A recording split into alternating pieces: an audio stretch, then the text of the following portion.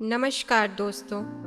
आज हम सुनेंगे भगवान के एक भोले भाले व्यक्ति की कहानी, जिसके भोलेपन के कारण भगवान स्वयं उसके मित्र बन गए। दोस्तों, वृंदावन वह पवित्र धरा है जहाँ हर गली, हर पेड़, हर पत्ता भगवान श्री कृष्ण की लीला की गवाही देता है।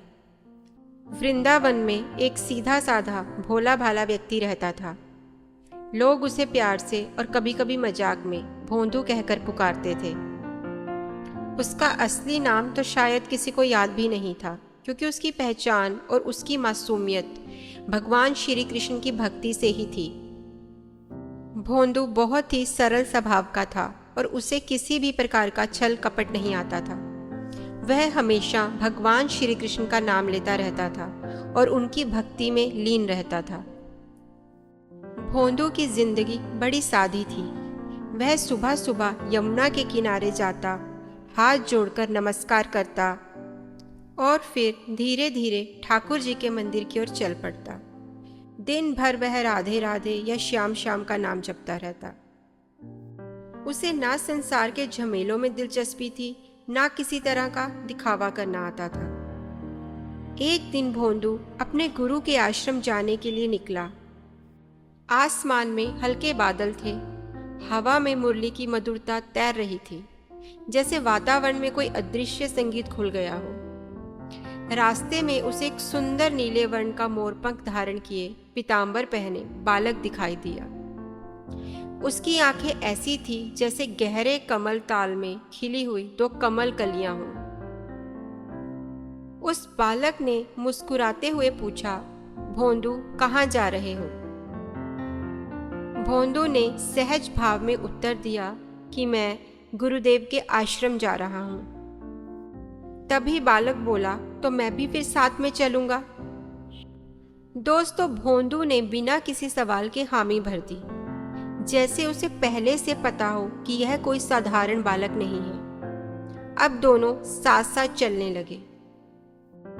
थोड़ी दूर चलने के बाद बालक ने भोंदू से कहा, भोंदू, मेरे पाँव में थोड़ी थकान है, क्या तुम मुझे अपनी पीठ पर बैठा लोगे?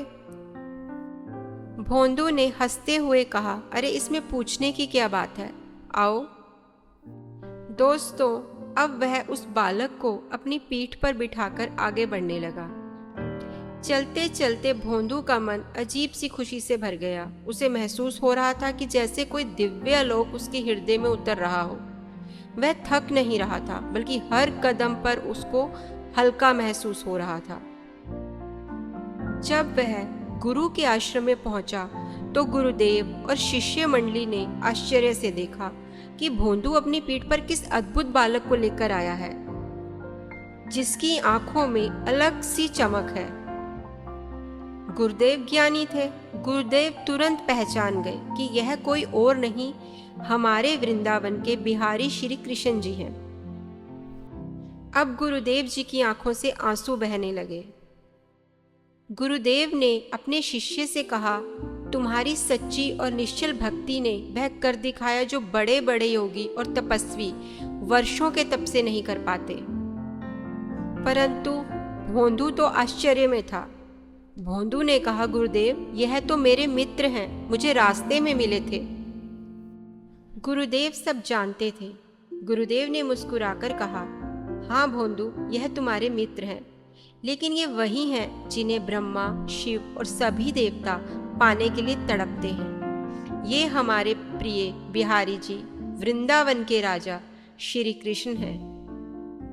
इतना कुछ होने के बाद भी भोंदू को तब भी शायद आधा ही समझ आया कि क्या हुआ था, लेकिन उसकी मासूम मुस्कान में वही भक्ति का प्यार झलक रहा था।